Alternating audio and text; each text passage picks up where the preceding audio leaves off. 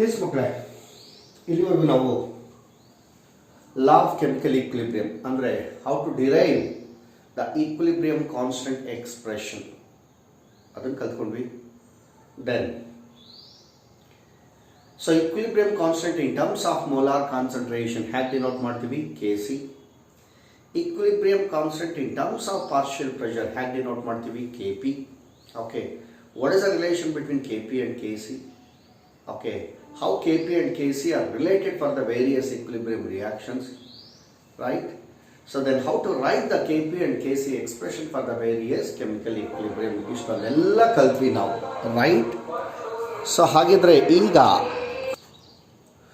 now we have to discuss the characteristics of equilibrium constant. Equilibrium constant ಹೇಗೆ denote ಮಾಡ್ತೀವಿ ಅಂದ್ರೆ Kc ಅಂದರೆ in terms of molar concentration, Kp that is in terms of partial pressure, ಅಥವಾ general ಆಗಿ Keq. Okay, ಇನ್ನೂ general ಆಗಿ K1, K2, K dash, K2 dash ಹೀಗೆ general ಆಗಿ ಯೂಸ್ ಮಾಡ್ತಾ ಇರ್ತಾರೆ. ಇವು standard representation of equilibrium constant. ಈಗ ವಾಟ್ ಆರ್ ದ ಕ್ಯಾರೆಕ್ಟರಿಸ್ಟಿಕ್? ಎಕ್ಸಾಮ್ಸ್ಗೆ ಇಂಪಾರ್ಟೆಂಟ್, ಬೋರ್ಡ್ ಎಕ್ಸಾಮ್ಗೆ ಮತ್ತು ನಿಮ್ಮ ಕಾಂಪಿಟೇಟಿವ್ ಎಕ್ಸಾಮ್ಸ್ಗೆಲ್ಲ ಹೆಲ್ಪ್ ಆಗುತ್ತೆ. ಸೊ 2 ಮಾರ್ಕ್ಸಿಗೆ ಬೋರ್ಡ್ ಎಕ್ಸಾಮಲ್ಲಿ ಕೇಳ್ತಾ ಇರ್ತಾರೆ. ಓಕೆನಾ, ನಾನೊಂದು 5 ಪಾಯಿಂಟ್ ಕೊಟ್ಟಿದ್ದೀನಿ, ಯಾವುದಾದ್ರೂ 2 ಬರೀಬೋದು. ಎಸ್, ಒಂದೊಂದಾಗಿ ತಿಳ್ಕೊಳ್ಳೋಣ. ಓಕೆ, ನಿಮಗೆ ಸುಮ್ಮನೆ ಬಾಯಲ್ಲಿ ಹೇಳಿದ್ರೆ ಅರ್ಥ ಆಗಲ್ಲ ಅಂದ್ಕೊಂಡು ಪ್ರತಿಯೊಂದು ಬರ್ಬಿಟ್ಟಿದ್ದೀನಿ, ರೈಟ್? ಈಗ ಒಂದೊಂದಾಗಿ ಬರೋಣ. Yes, very first point Keq ಅಂದ್ರೇನು? Equilibrium constant.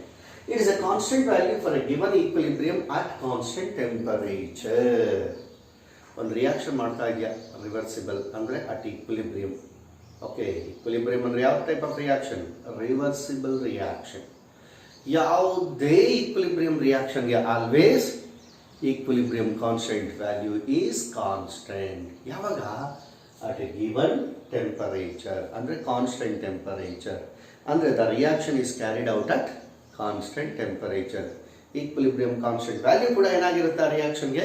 Always constant. That it.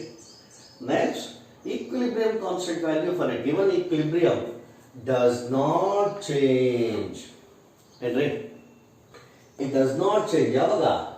Unchanging the pressure or volume or concentration of the reactants and products, and even by adding the catalyst as long as the temperature is constant. Okay, now first point alli ಏನು ಹೇಳಿದ್ವಿ? Equilibrium constant is a constant for a given chemical reaction. Its value does not change, okay, at constant temperature.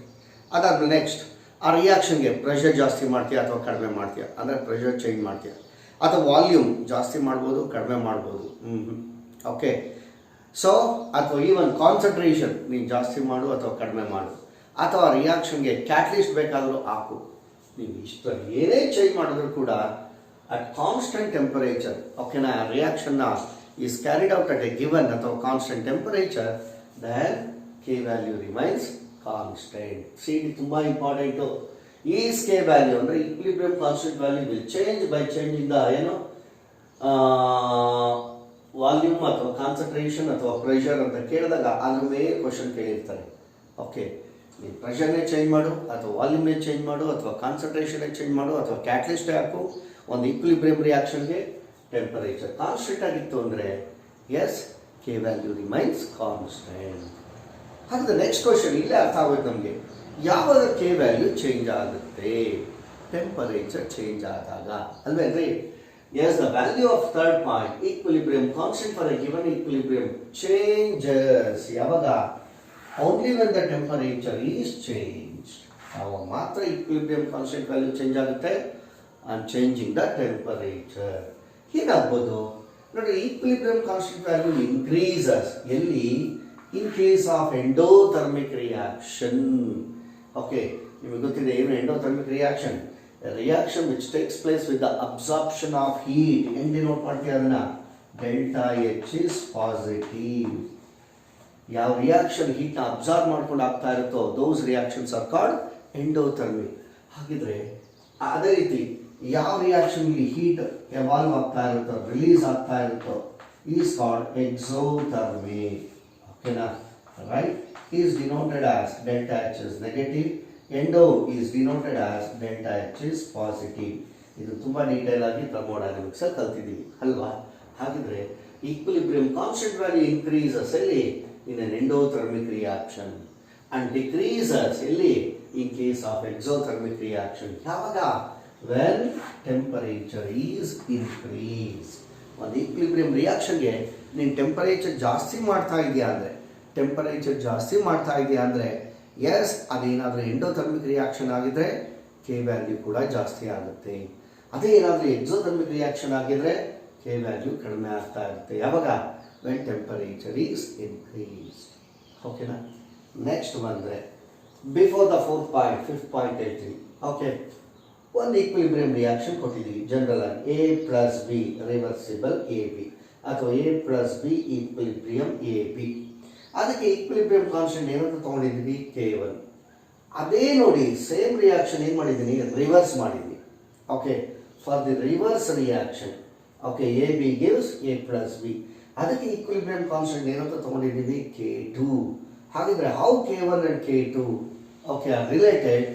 Reaction side reverse ಮಾಡಿದ್ವಿ, ಹಾಗಾಗಿ equilibrium constant are related as K1 is equal to 1 by K2 ಅಥವಾ K2 is equal to 1 by K1.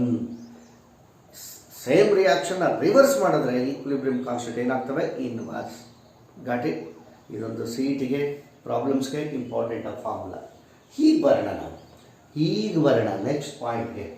So ಏನು next point? 4th point. Yes, the equilibrium constant value depends on its stoichiometry. ಎಲ್ಲದಕ್ಕೂ K value same expression ಬರಲ್ಲ. ಓಕೆನಾ. ನಾವು N2 + 3H2 2NH3 ಅದು ನೋಡಿದ್ವಿ. H2 + I2 gives 2HI ನೋಡಿದ್ವಿ. Okay, ಯಾಕೆಂದ್ರೆ ಅದ್ರ ಡೆಫಿನೇಷನ್ ಗೊತ್ತು ನಿಮಗೆ ಏನೋ. So equilibrium constant is the what? Ratio of the product of the molar concentration of the products by product of the molar concentration of the reactants. ಅಲ್ವೇನ್ರಿ? ಹಾಗಿದ್ರೆ Kc cannot be the same for all types for all types of reaction. It depends on its stoichiometry. ಆ reaction ಅಲ್ಲಿ ಯಾವ coefficients ಇದೆ ಅದ್ರ ಮೇಲೆ depend ಆಗುತ್ತೆ. Got it? ಹಾಗಿದ್ರೆ ಒಂದು ರಿಯಾಕ್ಷನ್ ತಗೊಂಡಿದ್ದೀವಿ A2 + B2 reversible A2 plus B2 reversible what?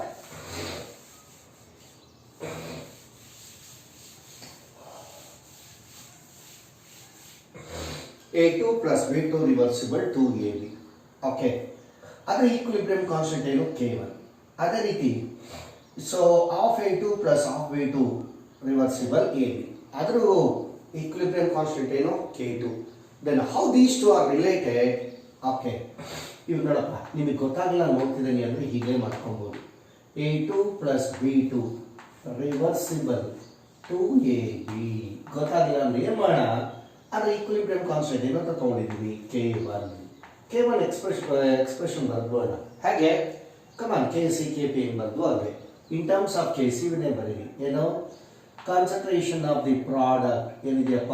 AB to the power ಏನಂತ ಹೇಳಿದೆ? ಇಟ್ಸ್ ಕೋಎಫಿಷಿಯಂಟ್ 2 ಬೈ ಇಲ್ಲಿ ಎರಡಿದೆ product of the concentration of the reactant. ಏನು?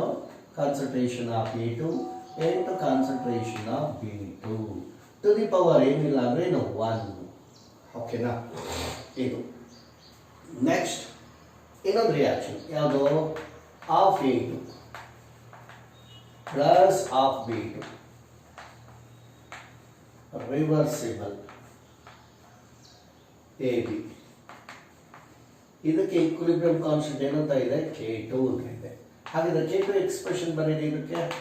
S, concentration of the product AB by concentration product of the concentration of the reactant concentration of A2 into concentration of B2 to the power it's coefficient ಏನಿದೆಯಪ್ಪ? concentration of A2 to the power of concentration of B2 to the power of. ಓಕೆನಾ. ಹಾಗಿದ್ರೆ S K2 ನ ಏನು ಮಾಡಿದ್ರೆ K1 ಬರುತ್ತೆ ಅಥವಾ K1 ನ ಏನು ಮಾಡಿದ್ರೆ K2 ಬರುತ್ತೆ. ಓಕೆನಾ. ಈಗ ನೋಡಿ ಇದನ್ನ ಸ್ಕ್ವೈರ್ ಮಾಡೋಣ. Okay, on squaring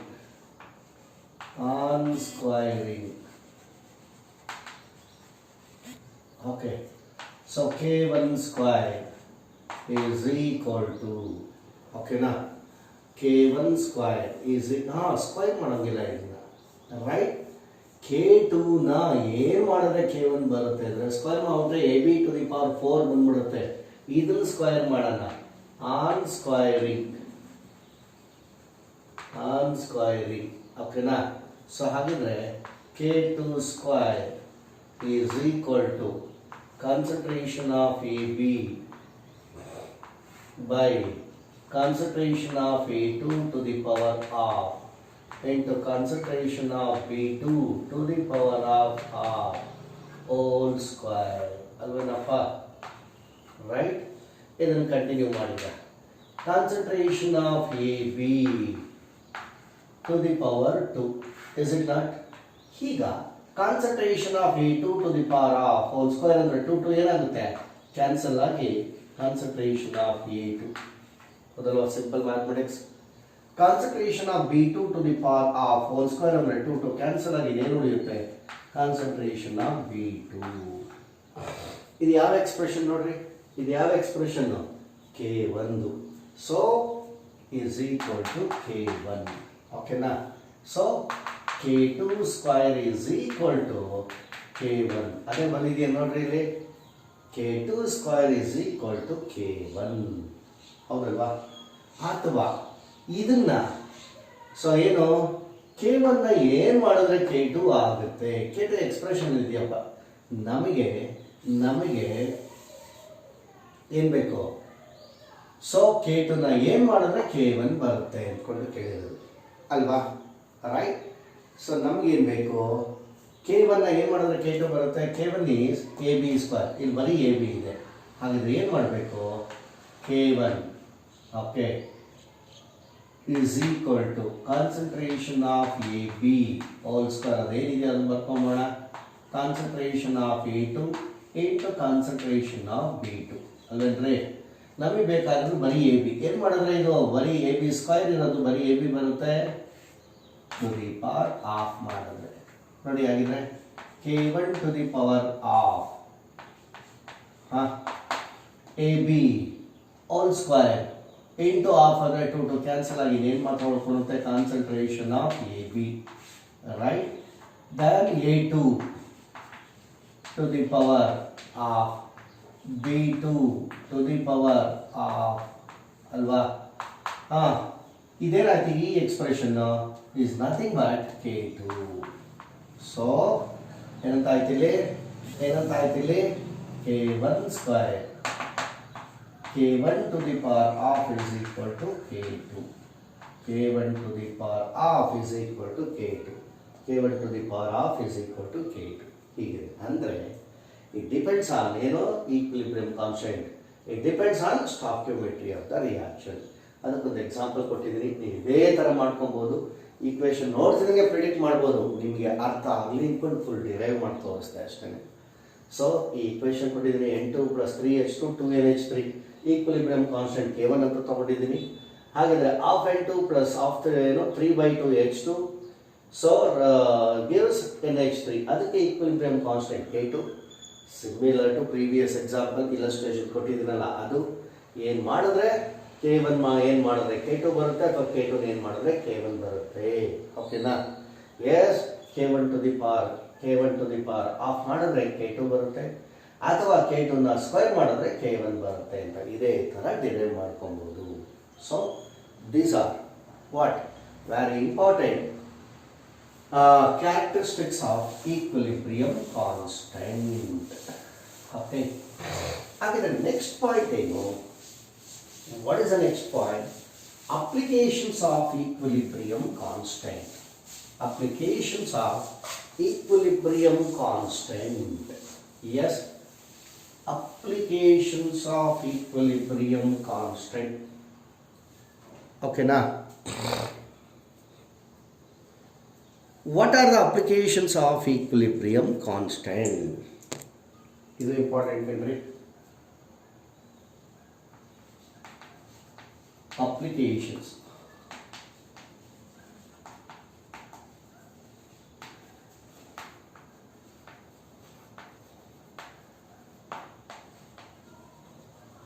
Applications of equilibrium constant. Yes, Makla. Yes, the knowledge of equilibrium constant for a given equilibrium reaction, it gives very useful information in laboratory as well as in industry. ಯಾವುದು K value equilibrium constant value. ಅದರಲ್ಲಿ ತುಂಬ important applications ಏನು? The equilibrium constant is use to predict the direction of the reaction. Okay, is used to predict the direction of the reaction, and also it is used to predict the extent of the reaction to which it occurs. Okay, ಎಷ್ಟು ಆಗ್ಬೋದು, ಯಾವ ಕಡೆ ಆಗ್ಬೋದು, ಇವೆರಡು ತುಂಬ important information ಅಂದರೆ application. ಒಂದು to predict the direction of the reaction, ಒಂದು ಓಕೆ ಯಾವ ಕಡೆ ಮೂವ್ ಆಗುತ್ತೆ, ಫಾರ್ವರ್ಡೋ ಬ್ಯಾಕ್ವರ್ಡೋ ಅಂದ್ಕೊಂಡು. ಓಕೆನಾ? So then to calculate or to predict the extent of the reaction to which occur. ಒಂದೊಂದಾಗಿ ತಿಳ್ಕೊಳ್ಳೋಣ ಹಾಕಿದ್ರೆ. Yes, equilibrium constant is used. Okay, equilibrium constant is used to predict in the direction of the reaction. Direction of the reaction.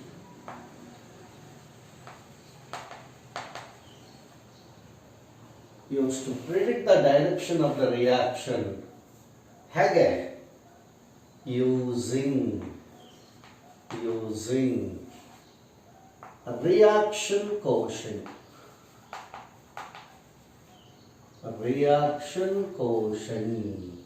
Okay. Yes, it is used to predict in the direction of the reaction using the reaction quotient. Got it?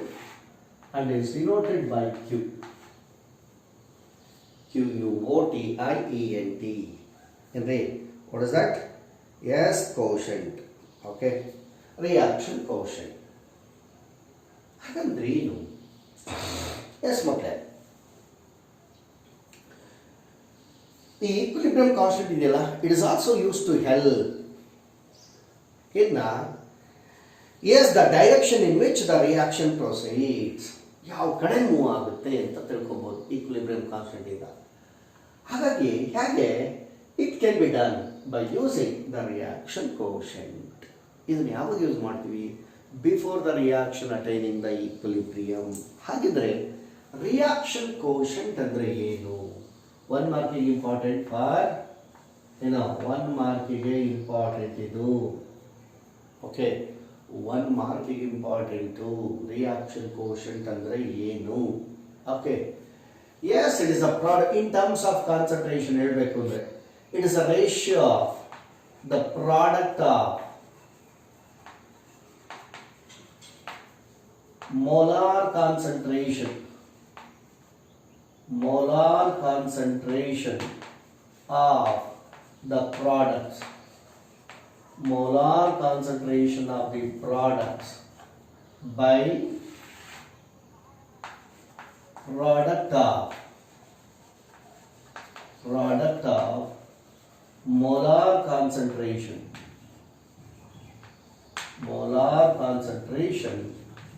of the reactants. Right? Yes. Product of the ಯಾವ terms explain ಮಾಡ್ತಾ ಇದ್ದೀವಿ ಅಥವಾ express ಮಾಡ್ತಾ ಇದ್ದೀವಿ? Molar concentration. Hence it is denoted by QC. Right? C stands concentration, molar concentration. Concentration in terms of mole per dm3. Okay, concentration in mole per liter ಅಥವಾ mole per dm3. ಅದನ್ನೇನಂತ ಕರಿತೀವಿ? Molar concentration. ಅಂದರೆ 1 mole is dissolved in 1 liter. That is called mole per liter. Okay. ಹಾಗಿದ್ಮೇಲೆ yes, in terms of QC ಹೆಂಗೆ express ಮಾಡ್ತೀವಿ? Reaction quotient is the ratio of the product of the molar concentration of the products by the product of the molar concentration of the reactant. ಹಾಗಿದ್ರೆ in terms of partial pressure in denote ಮಾಡ್ತೀವಿ QP is the product of molar concentration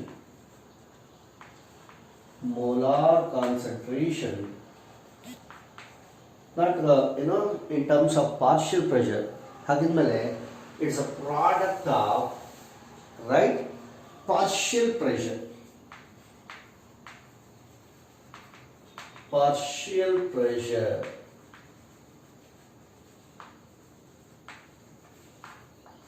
of the reactant.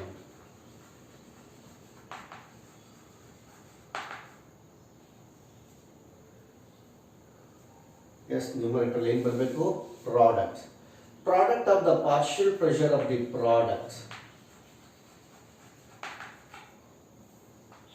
by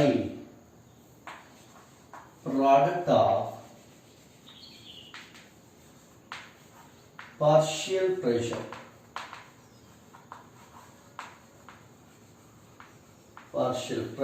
of the reactants. ಅಂದರೆ ಇಷ್ಟೇ ಮಕ್ಕಳ ಇಲ್ಲಿ ನೀವು KCKP expression ಹ್ಯಾಂಗೆ ಬರೀತೀರೋ ಹಾಗೆ ಓಕೆನಾ. ಆದರೆ ಇಲ್ಲಿ molar concentrations or partial pressure are not the equilibrium concentrations are equilibrium partial pressure ಅಲ್ಲ. ನಾನು ಹೇಳ್ತಾ ಹೇಳಿದೆ it is just before the reaction attaining the equilibrium. ಓಕೆನಾ. ಹಾಗಾಗಿ ಇದು ಚೆನ್ನಾಗಿ ಗೊತ್ತಿರಬೇಕು. The molar concentrations or partial pressure are not the equilibrium concentration or equilibrium pressure. Okay. ಹಾಗಿದ್ಮೇಲೆ ಎಸ್ ಒಂದು ಜನರಲ್ ರಿಯಾಕ್ಷನ್ ತಗೋಬೇಕಪ್ಪ ನಾವು. ಓಕೆನಾ. Yes consider the following reaction. Consider the reaction. Consider the following reaction. Consider the following reaction. ಯಾವುದು A plus B. Okay. ಅಥವಾ A moles of A plus B moles of B. Reversible C moles of C plus D moles of B. ಇದಕ್ಕೆ reaction quotient in terms of molar concentration ಹೇಗೆ express ಮಾಡ್ತೀವಿ? QC ಬರೀರಿ ನೋಡೋಣ. ಇಲ್ಲ ಇದು answer. The product of the molar concentration of the products, concentration of C to the power C, concentration of D to the power D by concentration of A to the power A into concentration of B to the power B. Okay. ಅಥವಾ QP in terms of partial pressure ಹೆಂಗೆ denote ಮಾಡ್ತೀವಿ? QP is equal to concentration ಬದಲು ಏನು ತಗೊಂತೀವಿ? Partial pressure. ಹೆಂಗೆ denote ಮಾಡ್ತೀವಿ? Small p. Product of the partial pressure of the products ಯಾವುದು? C and D. Partial pressure of C into partial pressure of D by product of the partial pressure of the reactants ಯಾವುದು? A into partial pressure of B. And each partial pressure term raised to the power is equal to their coefficients in the balanced equation. Andre PC to the power small c, PD to the power D, PA to the power A, PB to the power B. Okay. ಅದು ಒಂದು ಗೊತ್ತಿರಲಿ, ಇಲ್ಲಿ concentrations or partial pressure are not equilibrium concentration or equilibrium pressure. Okay na. ಈಗ ಇಷ್ಟು ತಿಳ್ಕೊಂಡು ಆದಮೇಲೆ how to predict, next question ಏನು? How to predict the direction of the reaction. ಅದು ಇಂಪಾರ್ಟೆಂಟ್. ಹಾಗಿದ್ಮೇಲೆ ನಾವು ಇದೇ ಇಂಪಾರ್ಟೆಂಟ್, ಏನು ಬರೀತಾ ಇದ್ದೀನಿ ಇದೇ ಇಂಪಾರ್ಟೆಂಟ್. ಇಲ್ಲಿವರೆಗೂ yes just definition of reaction ಕೋಶನ್ನ ತಿಳ್ಕೊಂಡ್ವಿ. ಓಕೆನಾ, ರೈಟ್? ಹಾಗಿದ್ರೆ if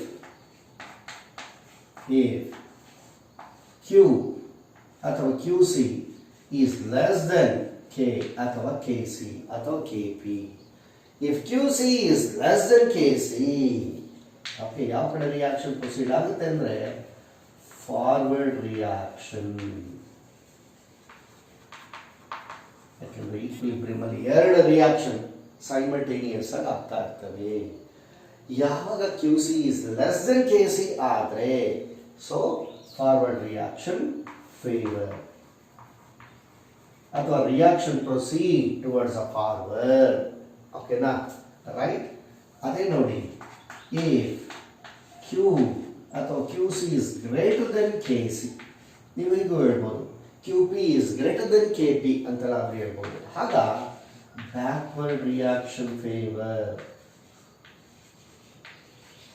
backward reaction favour.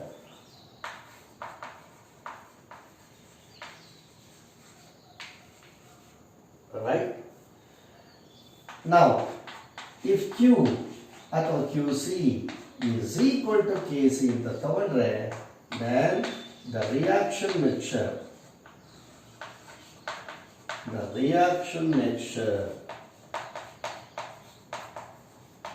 is at equilibrium.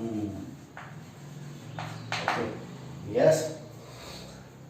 These are the data used to predict the direction of the reaction. ಇನ್ನೊಂದ್ಸರಿ ಹೇಳ್ತೀನಿ ಹೇಗಪ್ಪ. If Q reaction quotient is less than equilibrium constant value, then ಯಾವ ಕಡೆ ಹೋಗುತ್ತೆ? Forward reaction. If Q value is greater than K value, then backward reaction is favored. Then if Q is equal to K, then the reaction mixture is at equilibrium. ಅದೇ final conclusion. Got it?